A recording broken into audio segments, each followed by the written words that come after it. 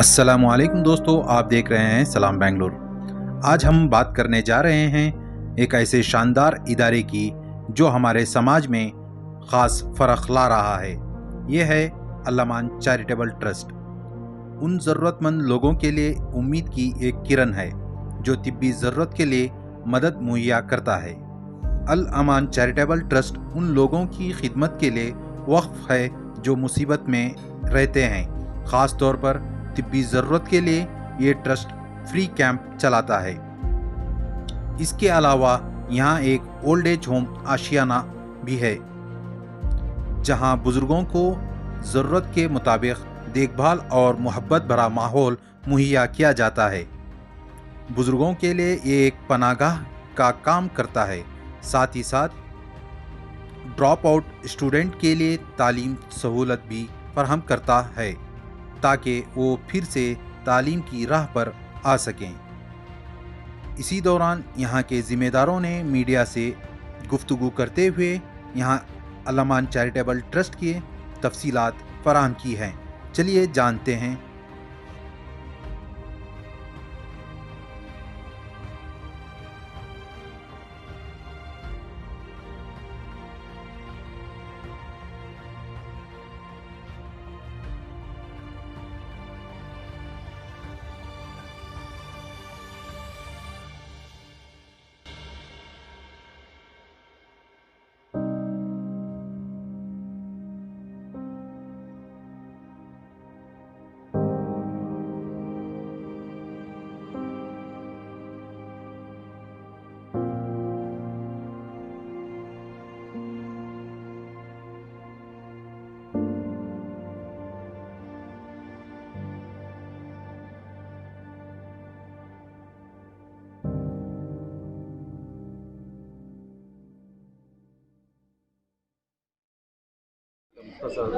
और आज यहाँ पे क्या प्रोग्राम है? अस्सलाम वालेकुम रहमतुल्लाहि व बरकातुहू। मैं अल-अमान एजुकेशनल एंड वेलफेयर ट्रस्ट की जनरल सेक्रेटरी हूँ। मेरा नाम आमिना फारूक है। हमारे ट्रस्ट से हम लोग अलग अलग प्रोग्राम्स चलाती हैं। हमारे पास एक ओल्ड एज होम है, Aashiyana old age home, Aashiyana skill development institute, Aashiyana food bank, Aashiyana school for hearing impaired, Aashiyana back to school जिसमें हम लोग ड्रॉप आउट बच्चों को एजुकेशन देते हैं, और अल्हम्दुलिल्लाह और बहुत सारे अलग अलग चीज़ें हम लोग करते हैं।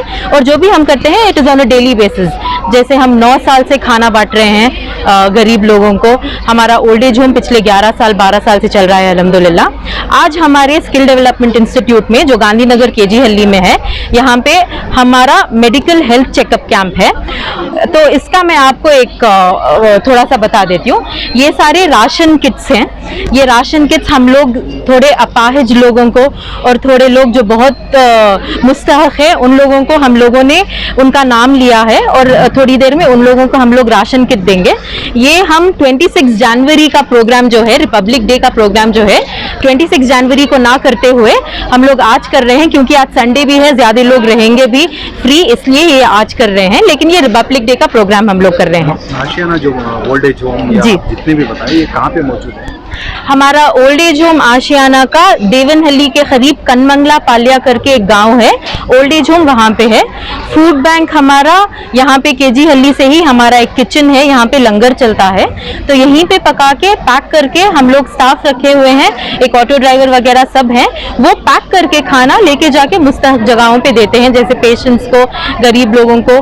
फ्रेजर टाउन में हमारा ट्रस्ट ऑफिस है, वहाँ पे भी हम लोग खाना गरीब लोगों को बांटते हैं। पूरा रोज पका के पैक करके फ्रेश खाना हम लोग रोज बांटते हैं सब लोगों को। मैडम, ये सिर्फ आपका ब्रांच इस वक्त बेंगलोर में ही है या ऑल ओवर कर्नाटक कहीं दूसरी जगह? हमारा एक ब्रांच रायचूर में भी है, वहाँ पे भी अल्हम्दुलिल्लाह बहुत सारा काम हो रहा है। वहाँ पे भी फूड बैंक है और वहाँ पे भी ओल्ड एज होम अल्हम्दुलिल्लाह अभी हाल ही में स्टार्ट किया हुआ है। तो हम लोग जितना हो सकता है खरियों में ब्रांच आउट करने की कोशिश कर रहे हैं। We have a plan of covering the entire Karnataka.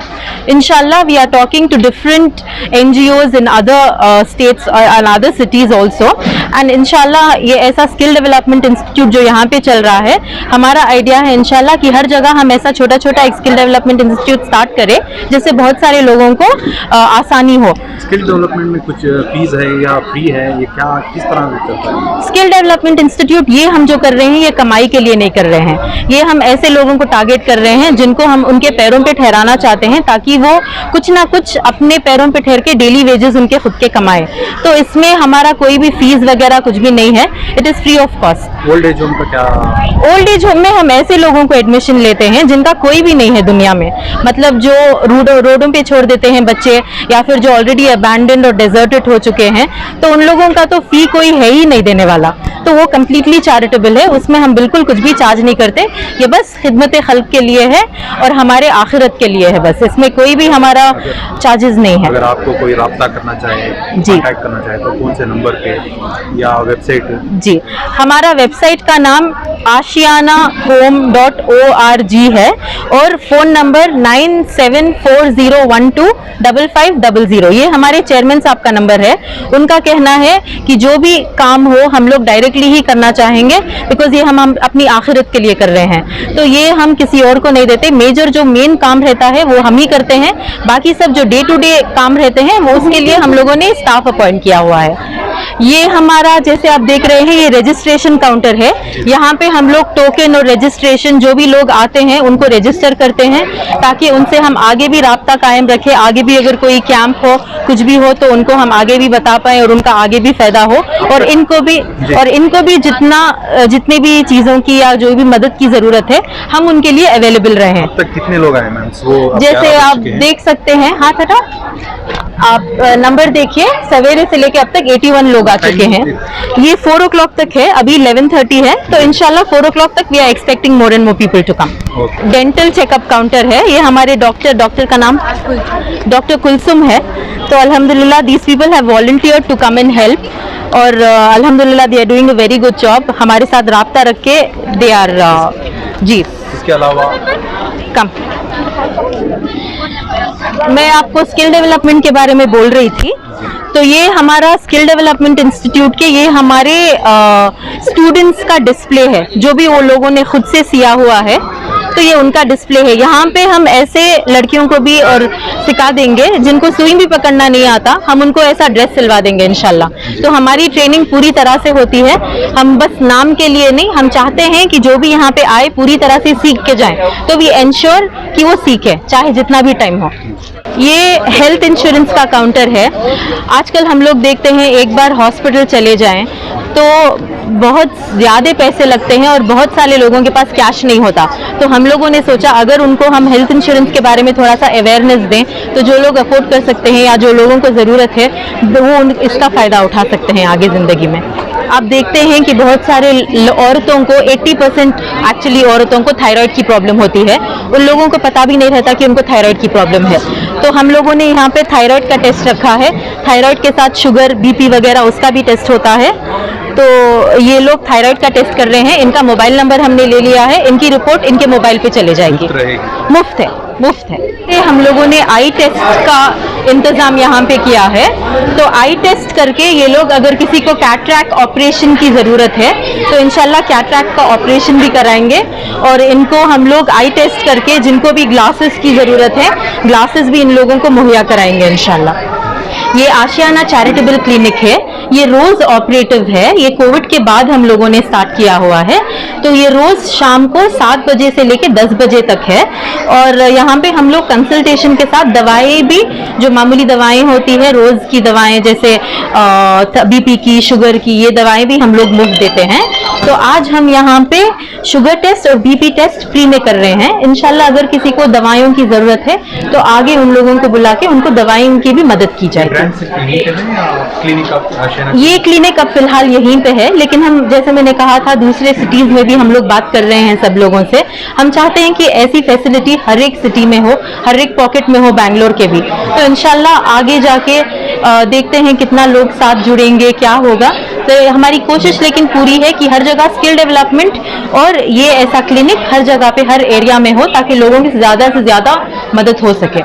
अल्हम्दुलिल्लाह एक दिन में हम ऑलमोस्ट 300 लोगों का खाना पकाती, जो भी खाना हम लोग डिलीवर करती वो पैक करती इंडिविजुअल पैकेट्स में और सबको जाके हम लोग खुद जाके ऑटोमैन रखे हैं और खुद जाके सबके हाथों में देके आती।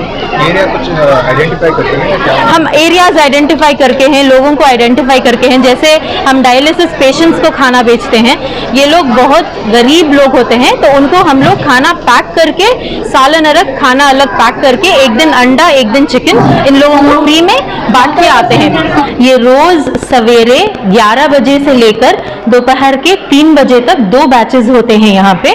तो मैं आप लोगों के प्लेटफॉर्म पे बताना चाहती हूँ, अगर किसी को टेलरिंग सीखना भी अगर कोई चाहते हैं तो प्लीज़ हमसे आके हमारे पास एडमिशन ले। अल्हम्दुलिल्लाह उनको कुछ भी नहीं आता, सुई पकड़ना भी नहीं आता तो भी हम लोग पूरा सिखा देंगे फ्री।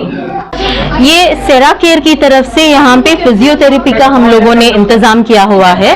यहाँ पे जो दर्द वगैरह होता है, जैसे the pain that you don't have relief for, दवाई कितना भी खाओ रिलीफ नहीं मिलता, तो they have volunteered that they will help people like that.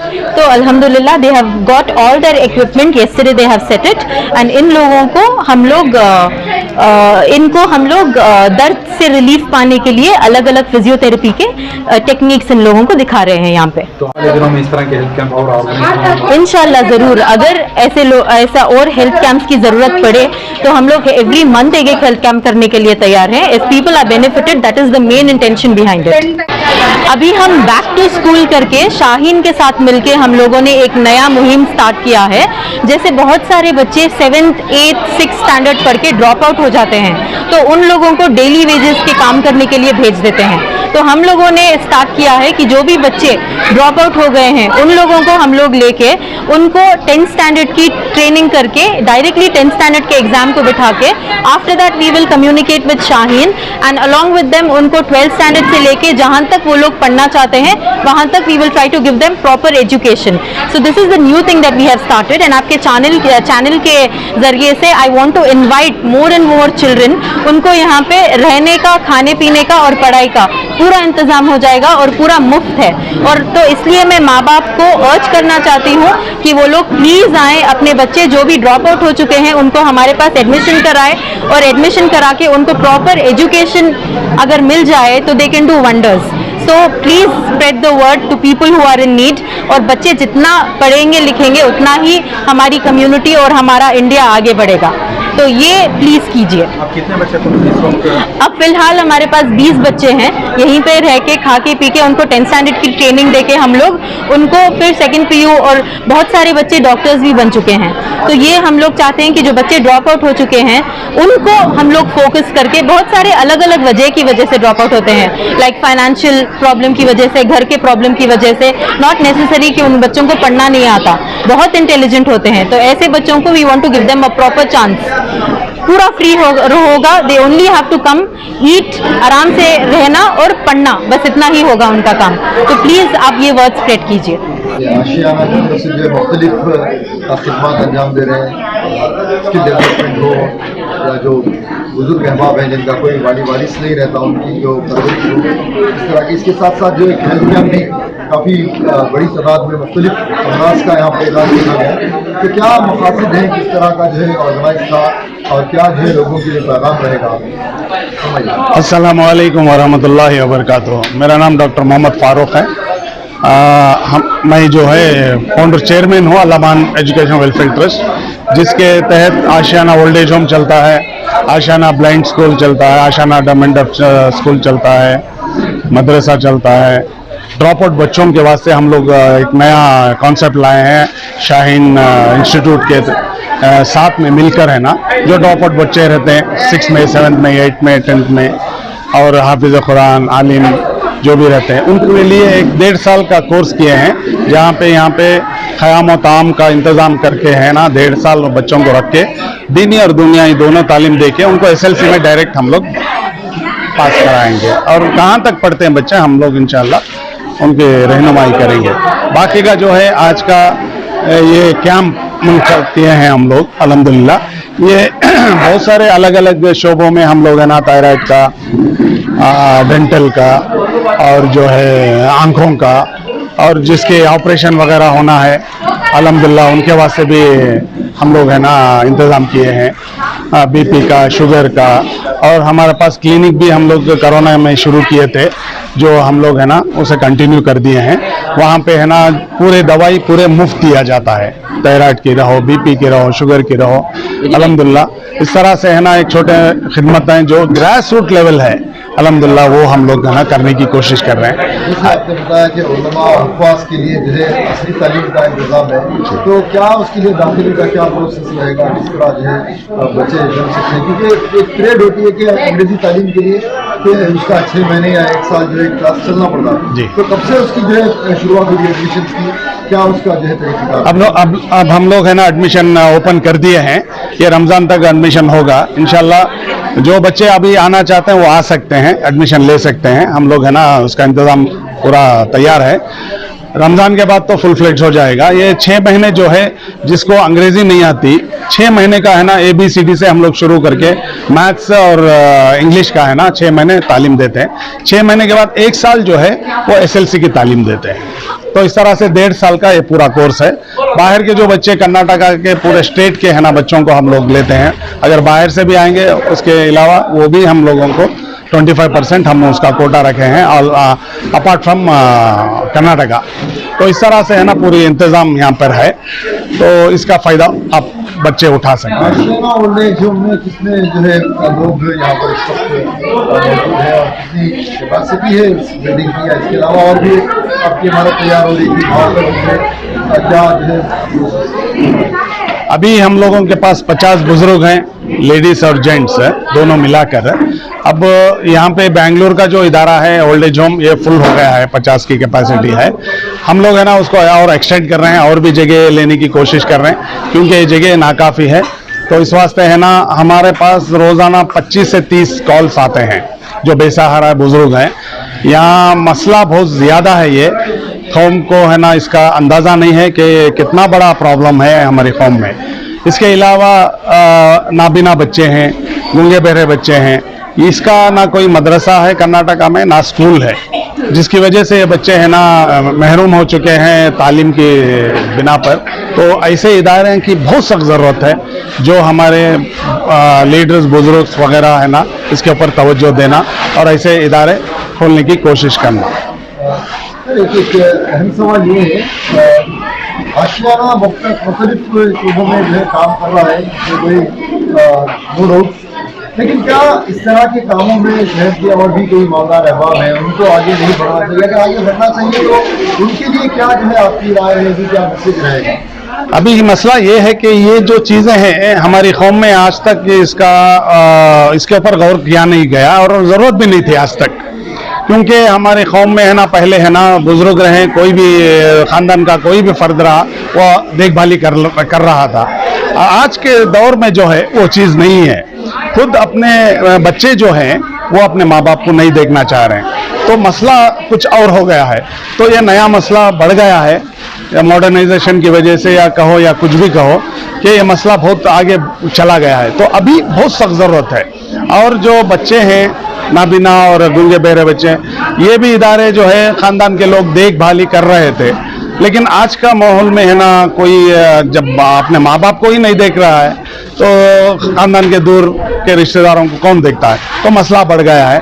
इसके वास्ते हम लोग है ना ये छोटे छोटे एक्टिविटी शुरू किए हैं ताकि आवाम तक ये बात पहुँचे, और ये दूर तक है ना डिस्ट्रिक्ट में और शहरों में अलग अलग इदारे हैं ना इसके ऊपर तवज्जो देकर ये इदारे खोलें। ये एक मॉडल बना रहे हैं हम लोग तवज्जो दिलाने के लिए। जिनके पास इस्तात नहीं है, यानी वक्त की सहूलत नहीं है खोलने के लिए, तो वो लोगों के लिए क्या रास्ता होगा? फॉर एग्जाम्पल मालदार आदमी है, उसका बिजनेस इतना है कि वो टाइम नहीं निकाल पाता इदारे को देने के लिए, तो ऐसा आदमी क्या करे ऐसी सिचुएशन? इसीलिए हम लोग है ना प्लेटफॉर्म बना रहे हैं। ये एक प्लेटफॉर्म है, ये कोई भी आ सकता है।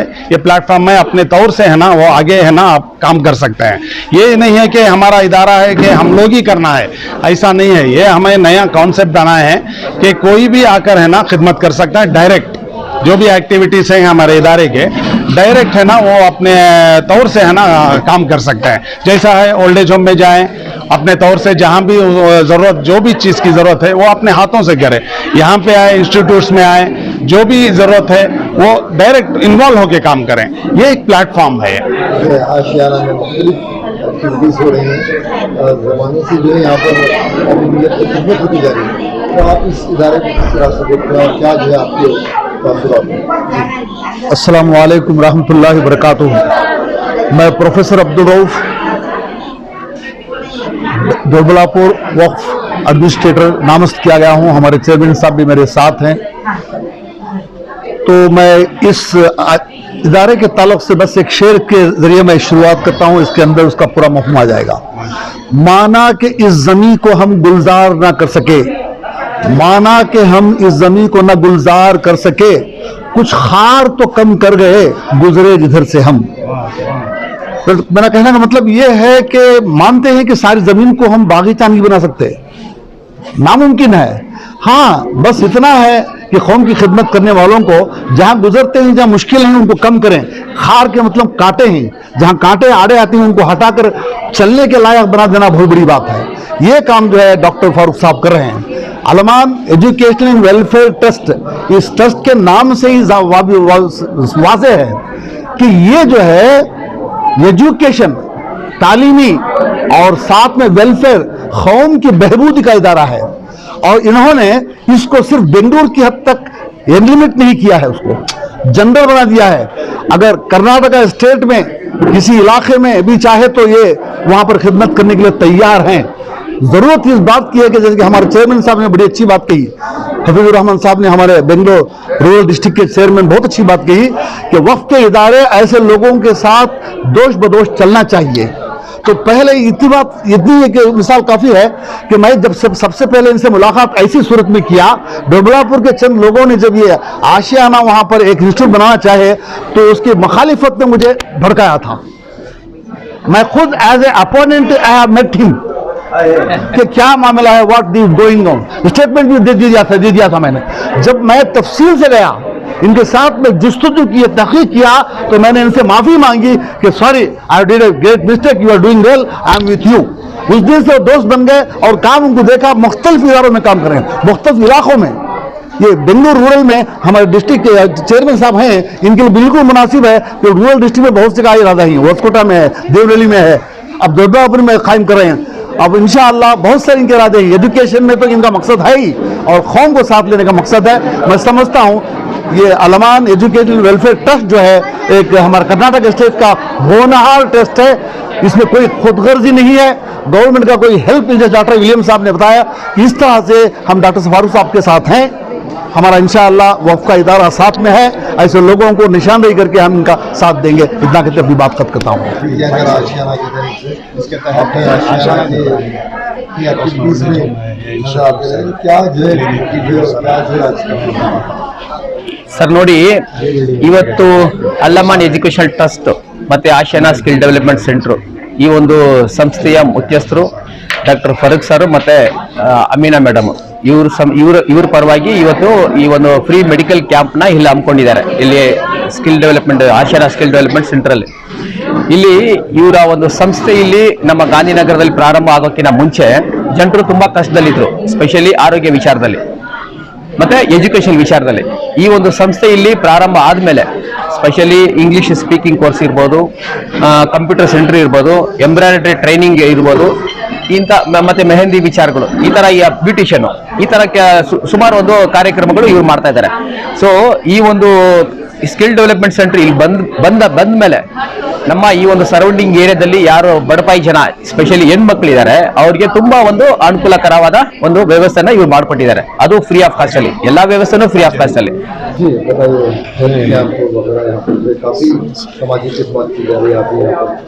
सबसे पहले मैं हमारे फारूक साहब और उनकी टीम को मुबारकबादी देना चाहता हूँ, क्योंकि एक गवर्नमेंट करने का काम आज इनकी एक तंजीम से हो रहा है और बहुत खुशी की चीज़ ये कि मतलब कौम के अंदर ये तमाम एक्टिविटीज़ की आज हमें बहुत ज़रूरत है। तो अल्हम्दुलिल्लाह इनमें चल रहा है, और ख़ासकर एजुकेशन और हेल्थ की है ना, जहाँ पे हम लोग बहुत सारी कमी महसूस कर रहे हैं, तो इस फील्ड में काम कर रहे हैं। और एजुकेशन में भी क्या है बोले तो बहुत सारे बच्चे आजकल ड्रॉप आउट हैं, तो ऐसे माहौल में ये स्किल डेवलपमेंट प्रोग्राम चला के वो खुद अपने पैर पे खड़े हो सकते हैं, आगे चल के है ना उनकी ज़िंदगी गुजारने के लिए एक अच्छा माहौल मौका बना सकती हैं, एक ऐसा प्लेटफॉर्म बना के हैं। तो मैं इनकी टीम को फिर से एक बार मुबारकबादी देता हूँ कि बोले तो स्किल डेवलपमेंट बहुत आज ज़रूरत है कौम के अंदर, है ना। स्किल डेवलपमेंट से एक ऐसा माहौल होता है, आजकल आप देख रहे हैं क्राइम कम होना, एजुकेशन होते हुए भी क्राइम हो रहा है। आज हुनर जिसके पास है तो कुछ भी जाके छोटा मोटा काम कर सकता है, कुछ भी कर सकता है, तो उसमें क्या है बोले तो क्राइम का रेट भी कम होता है। और ख़ासकर जो उम्र दराज आदमी लोग हैं तो उनकी भी खिदमत हो रही है। और हमारे दोडबालापुर में भी एक सेंटर खोल के आशियाना, तो मैं फारूक साहब से गुजारिश करता हूँ उधर भी आप थोड़ा तवज्जो दिए और उधर भी डेवलपमेंट का काम हो और कौम के लिए भलाई हो। सर, आप क्योंकि औकाफी इदारों से आप ताल्लुक़ रखते हैं, बोर्ड से आपका अक्सर ये देखा गया है कि औकाफी इदारों में जो औकाफी ज़मीनों पर जो इदारे बने हैं वो पेड होते हैं। वहाँ पर जब भी कॉलेज बनता है, एजुकेशन बनता है, वहाँ पर जो है फीस ली जाती है। लेकिन आशियाना इस तरह जो है फ्री ऑफ कॉस्ट हेल्थ के लिए हो या बुजुर्गों के लिए हो, तमाम खिदमत जो है फ्री कराई है। तो क्या औकाफी ज़मीनों में इस तरह के इदारे नहीं बनाए जा सकते, या इस तरह के इदारों के लिए औकाफी ज़मीनें नहीं वक्त की जा सकती? ये वक्फ बोर्ड के अंदर ज़्यादातर आजकल पॉलिटिक्स चलती है, तो मैं वक्फ बोर्ड वालों को भी बोलता हूँ ऐसे जो तंजीम हैं, जो NGOs हैं, इनके पास से आके राय मशवरा लेके वो भी जो ये जिस तरह से चल रहे इनके नक्शे कदम पर वो भी चले, तो वक्फ बोर्ड भी जो जिस मकसद से जो वक्त की ज़मीन जो वक्त की गई हमारे बुजुर्गों ने जिस नीयत से किए वो सही मायने में उसका जो आज इस्तेमाल होगा। अगर ऐसे तंजीमों से आके राय मशवरा करके आप लोग कर रहे हैं तो हम भी आपके साथ देते हैं करके साथ लेके चलने करने से होता है।